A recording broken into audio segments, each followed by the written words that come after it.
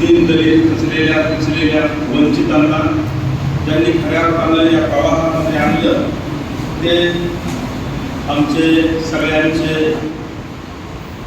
बाप. आम्ही तर म्हणतो आमच्या बापाचे बाप विश्वरत्न बोधिसत्व महामानव डॉक्टर भीमराव रामजी आंबेडकर तथा बाबासाहेब आंबेडकर आणि समतेच्या या महान लढ्यामध्ये ज्यांनी आहुती दिली, ॲक्च्युली शब्द आहुती योग्य नाही, परंतु ज्यांनी आपलं योगदान दिलं त्या सर्व महामाता महामानवांना मी या ठिकाणी प्रथमतः अभिवादन करतो. मी ॲडव्होकेट प्राध्यापक सोमनाथ ऐवळे, मी होणार आहे. साहेब आता 2 वक्ते बोलले.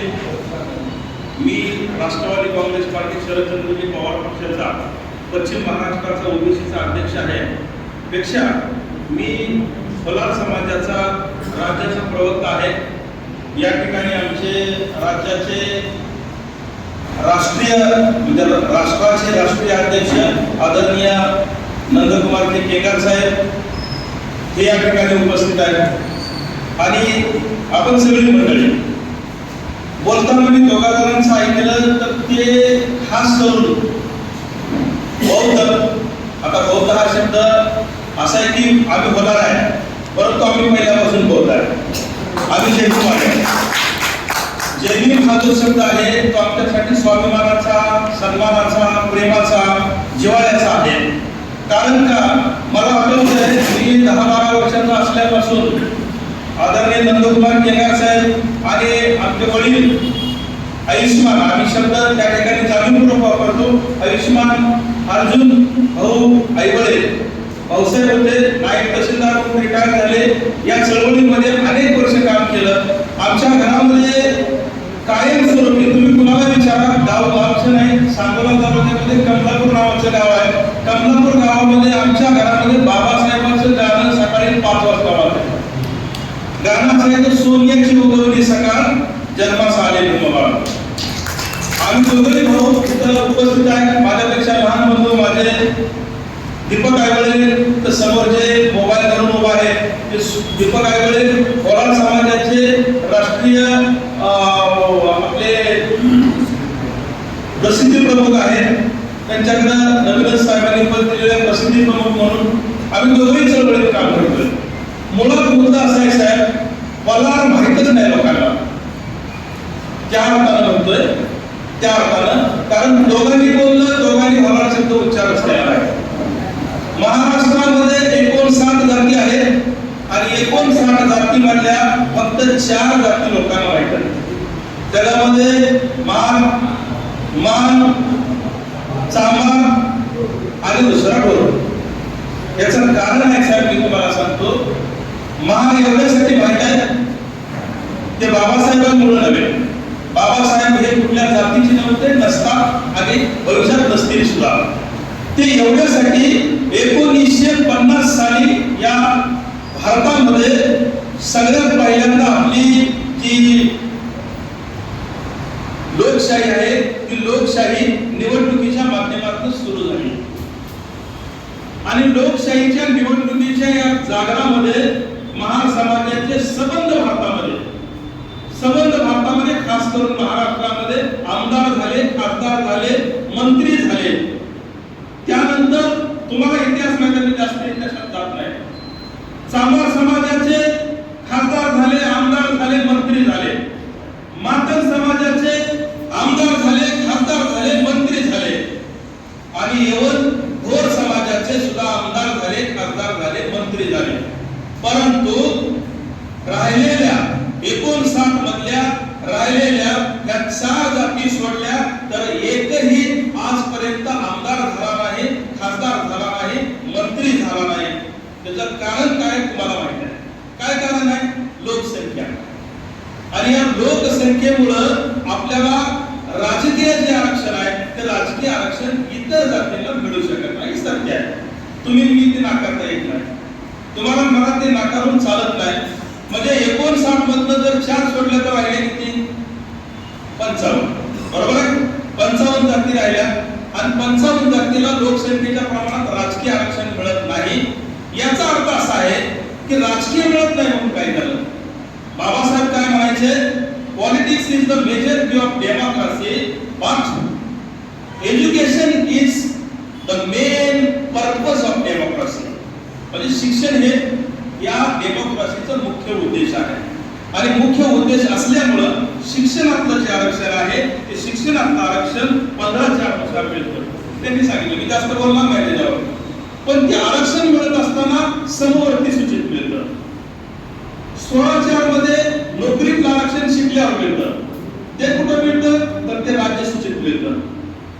आणि सगळ्यात महत्त्वाचं म्हणजे 330 332 मध्ये जे संसदीय अधिकार आहेत, नीट पॉइंट समजून घ्या. 330 332 मध्ये जे संसदीय अधिकार आहेत ते आरक्षण मात्र आपल्याला केंद्रीय सूचीमध्ये मिळतं. ते कुठे मिळतं? केंद्रीय सूचीमध्ये मिळतं. आणि 341 जे आहे ते 341 चा जो अर्थ तुम्ही लावताय आरक्षण point to be noted seriously. 341 फक्त आणि फक्त लिस्ट ऑफ एसेट्स. त्याच्यामध्ये काय लिस्ट फक्त यादी दिली आहे. यादी 341 मध्ये आरक्षण नाही दिले. आरक्षण दिले फक्त 330 332. नीट समजून घ्या. आता मुद्दा असा आहे 330 आणि 332 मध्ये जर केंद्राला अधिकार दिला आहे, 330 आणि 332 ला केंद्राला अधिकार दिलाय, बाकी राज्याला अधिकार दिलाय. नोकरीतला आरक्षण राज्याला अधिकार दिलाय, तुमच्या शिक्षणातला अधिकार राज्याला अधिकार म्हणजे सूच्या आहेत. संविधानामध्ये सूच्या दिल्या आहेत, 3 सूच्या आहेत आणि त्या 3 सूचीमध्ये ते अधिकार दिले. माझा मुद्दा असा आहे साहेब, माझा मुद्दा असा आहे की लोकसंख्या नावाचं जे प्रकरण आहे ना ते प्रकरण खूप महत्त्वाचं आहे. त्या प्रकरणावर संसदेतलं आरक्षण महत्त्वाचं आहे. लोकसंख्येच्या आधारावर नोकरीतलं आरक्षण आणि लोकसंख्येच्या आधारावर ते शिक्षणातलं आरक्षण अवलंबूनच नाही. अवलंबून नाही. आरक्षण कुठलं अवलंबून आहे? 330 332. 341 मध्ये यादी आहे. आता मी तुम्हाला मुद्दा सांगतो. केकर साहेब, मी 18 वर्षाचा झालो त्यावेळेला तुम्ही आम्हाला जैविक म्हणायला शिकवलं. आमच्या कमलापूरमध्ये बाबासाहेबांची जयंती फराळ समाज करतो. आम्ही राहायला काय मानवाड्यात किंवा ढोरवाड्यात किंवा चांभारवाड्यात कधी राहिलो नाही. माझा जन्मच मुळात मारवाड्यात झालाय. त्याच्यामुळे जैनिम हा विषय माझ्या डोक्यात पहिल्यापासून आहे. मुद्दा असा आहे साहेब, मुद्दा असा आहे की नुसत्या महार समाजानं विरोध करून चालत नाही. तर विरोध कोणी करायला पाहिजे? उरलेल्या सगळ्या म्हणजे कोणत्या 55 आणि 55 मध्ये सगळ्यात जास्त लोकसंख्या असलेली जात आहे होलार. तुम्ही अभ्यास केला असेल तर होलारचं नाव इथं पुढे घ्यायला चालू करा. माझी विनंती आहे. का 55 मध्ये सगळ्यात मोठी जात आहे की होलार समाजाची आहे. आणि मुद्दा असा आहे लोकसंख्येचा की परिसीमन नावाचा जो आयोग आहे त्या आयोगानुसार आपल्याला आरक्षण मिळतं. कुणानुसार मिळतं? परीक्षण जो आयोग आहे त्या आयोगानुसार आपल्याला आरक्षण मिळतं. आणि त्या आयोगामध्ये मुद्दा असा आहे 1920 मध्ये evidence before the Southborough committee. मुद्दा समजून evidence before the Southborough committee. त्या साऊथ बोरो कमिटीच्या वेळेला बाबासाहेबांनी 1920 च्या लोकसंख्येचा आधार घेऊन सांगितलं होतं की बाबा ओपनचे जे लोक आहेत त्यांची लोकसंख्या जास्त असू द्या, पण आम्ही जी एसटीतले आहेत, आम्ही जे मागास आहोत, आम्हाला आता स्वतंत्र आरक्षण मिळालं पाहिजे. कारण आम्ही लोकसंख्येनं जास्त आहे म्हणून नाही आरक्षण मिळालं पाहिजे. आम्हाला means of finance, means of food, means of shelter म्हणजे थोडक्यात आम्हाला जगण्याचाच अधिकार नाही आणि आम्हाला शिक्षण मिळत नाही, आम्हाला नोकरी मिळत नाही, आम्हाला राजकीय हक्क मिळत नाही म्हणून आरक्षण द्या. संख्येवरनं आरक्षण नव्हतं, संख्येवरनं आरक्षण नव्हतं नाही. आणि मग जर असं असेल, बघा मी पहिल्यापासून साहेब असतील आम्ही सगळे हक्का होलार समाज आम्ही स्वतंत्र त्यासाठी हे घेतले होते, परिषद घेतली होती. आम्ही त्यासाठी रस्त्यावर आंदोलन केले. आम्ही म्हणतोय आम्ही या आरक्षणाच्या म्हणजे आता जे उपवर्गीकरण आहे त्या उपवर्गीकरणाच्या विरोधात आहे. पण आम्ही जर त्या उपवर्गीकरणाच्या विरोधात आहे तर विरोधात आहे, परंतु विरोधात असण्याचं कारण काय? आमचं म्हणणं हे आहे की लोकसंख्येच्या प्रमाणामध्ये जर तुम्ही समजा हे राजकीय आरक्षण आणलं, आता राजकीय आरक्षणासाठी चाललं, दुसरा काही विषय नाही. राजकीय आरक्षण आणलं तर आणल्यानंतर मात्र माझी भूमिका ही स्पष्ट असणार आहे.